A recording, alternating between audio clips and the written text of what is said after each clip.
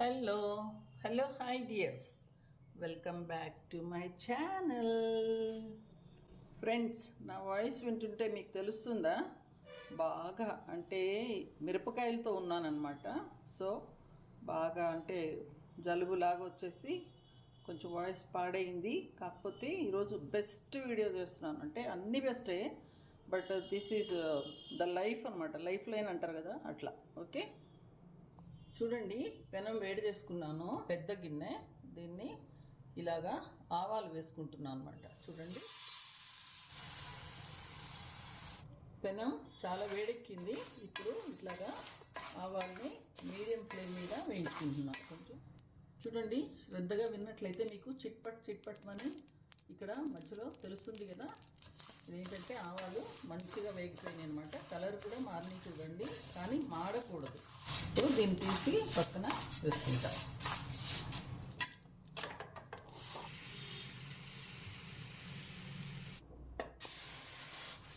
మెంతులు వేసుకుంటున్నాను. చూడండి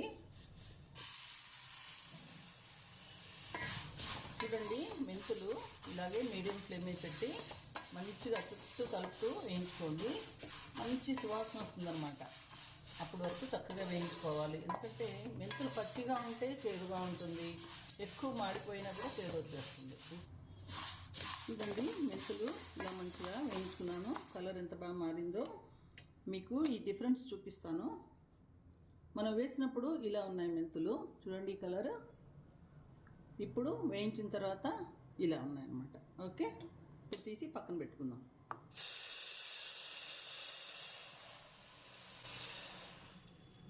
ఇప్పుడు జీలకర్ర వేసుకుంటున్నాను.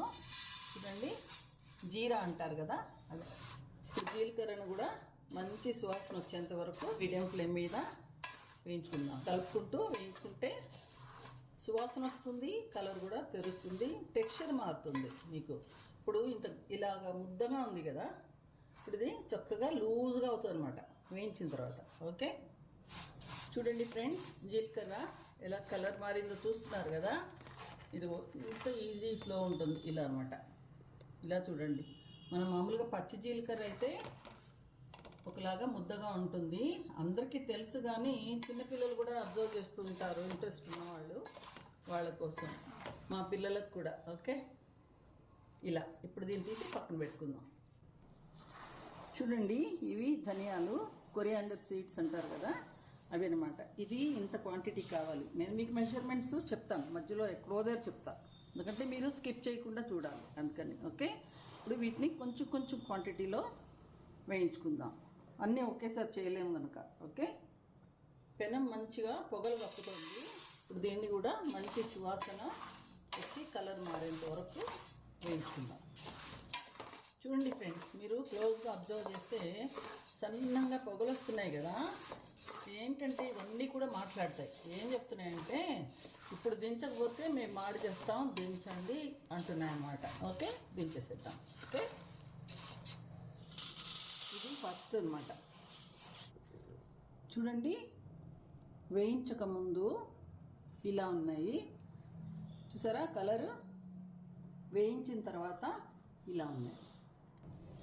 చూడండి, అన్నీ వేయించేసుకున్నాను. అలసిపోయాను అనమాట.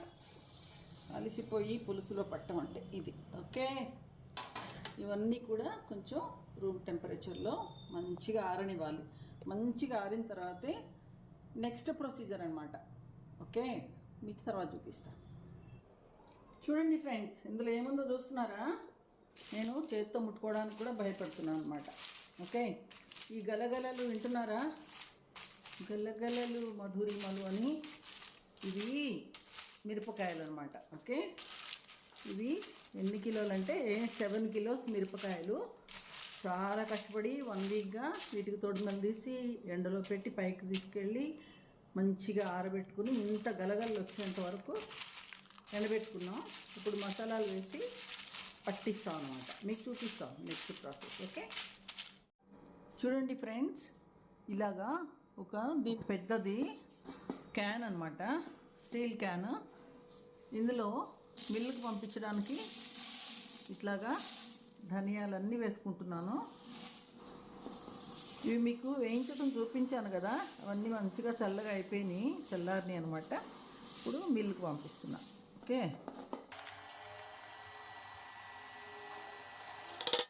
ధనియాలు వేసుకున్నాం కదా, ఇప్పుడు వేయించిన మెంతులు వేస్తున్నా. ఇప్పుడు వేయించిన జీలకర్ర వేసుకుంటున్నాను. చూడండి,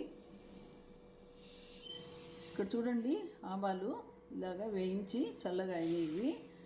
ఇప్పుడు మిల్లుకి మసాలా పంపించేటప్పుడు ఇవి మట్టుకు వేసి పంపకూడదు, వాళ్ళు పట్టారనమాట ఇక్కడ హైదరాబాద్లో.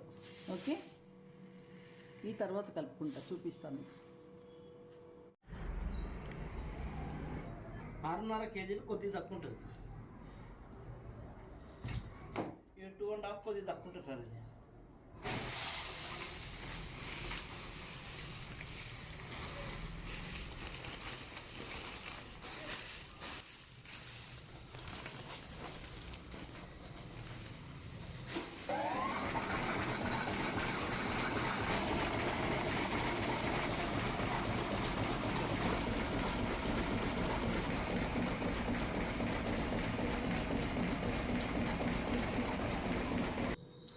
చూడండి, మిల్లు పట్టించిన కారం ఇంటికి వచ్చింది.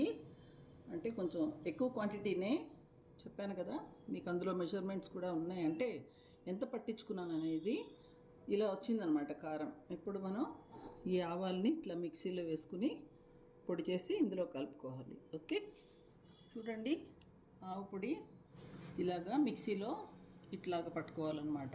చూస్తున్నారు కదా, సాఫ్ట్గా ఉంది. అంటే ముద్ద అవ్వకుండా చూసుకుంటూ జాగ్రత్తగా పట్టుకోవాలన్నమాట. ఓకే, అప్పుడప్పుడు చూసుకుంటూ ఆపుకుంటూ చేసుకుంటే మంచిగా ఇలా వస్తుంది. ఇలా ఫ్లోయీగా ఉండాలి, ముద్దగా అతుక్కుపోకూడదు. మొత్తం అంతట్లో కలుపుకోవటం కష్టం కనుక నేను ఇట్లాగా కొన్ని బౌల్స్లో, అంటే పెద్ద బౌల్స్ ఇవి వేసి పెట్టుకున్నాను. అన్నిట్లో కూడా కొంచెం కొంచెంగా వేసి కలుపుకుంటా. ఇందులో ఇంత చాలు. చూడండి, ఈ కలుపుకునేటప్పుడు ఇది ఉండలు కట్టకుండా ఎక్కడా లేకుండా ముందు పైన వేసుకున్న దాన్ని ఇట్లా బ్రేక్ చేసుకుంటూ కలుపుకోండి. ఇలా మొత్తం కారంలో చక్కగా కలిసేటట్టు అంతట్లో కూడా అనమాట కలుపుకోవాలి. కాకపోతే మీకు ఇంత మెజర్మెంట్ అక్కర్లేదు, నేను మా పిల్లలకు పంపించాలి, వాళ్ళకి మాకు అందరికి కలిపి చేశాను అనమాట. అసలు మే నెలలో చేసుకోవాలి కారం, కానీ మేము కొంచెం ట్రావెల్ చేయటం మూలన చేయలేకపోయాం. ఇప్పుడు కొంచెం అక్టోబర్లో ఎండలు ఉన్నాయి కదా, సో మంచిగా ఎండబెట్టుకుని చేసుకున్నాం. ఇప్పటి వరకు మీరు వీడియో చూసారంటే మీకు తెలుస్తుంది కారం ఎలా పట్టుకోవాలన్నది. కానీ దీని మెజర్మెంట్ మీకు అసలైన సంగతి నేను చెప్పలేదు కదా, ఇప్పుడు చెప్తున్నాను. నేను పెద్ద మొత్తాన పట్టించుకున్నాను, నాకు పిల్లలకు కావాలని. దీన్ని కర్రీ పౌడర్ అంటారు, మసాలా కారం అంటారు, కూర కారం అంటారు. కాకపోతే ఇది చాలా చాలా మెయిన్ అనమాట కూరలన్నిటికి కూడా. దీన్ని నేను నాన్ వెజ్ కర్రీస్కి, వెజిటబుల్ కర్రీస్, ఫ్రైస్ అన్నింటికి ఇదే వాడతాము. ఇది వీడియో చూస్తున్న మా ఫ్రెండ్స్ అందరికీ, ఫ్యామిలీ మెంబర్స్కి తెలుసు దీని సీక్రెట్ ఏంటో, ఇది ఎంత బాగుంటుందో. ఓకే, ఇప్పుడు మీకు మెజర్మెంట్స్ చెప్తాను. మీరు 1 కిలో మిరపకాయలకి, ఈ వీడియో జాగ్రత్తగా పెట్టుకోండి, 1 కిలో మిరపకాయలు తీసుకొచ్చి మంచిగా తొడిమెలన్నీ తీసేసి ఎండబెట్టుకోవాలి. మంచిగా సౌండ్ రావాలి, మీకు చూపించాను కదా.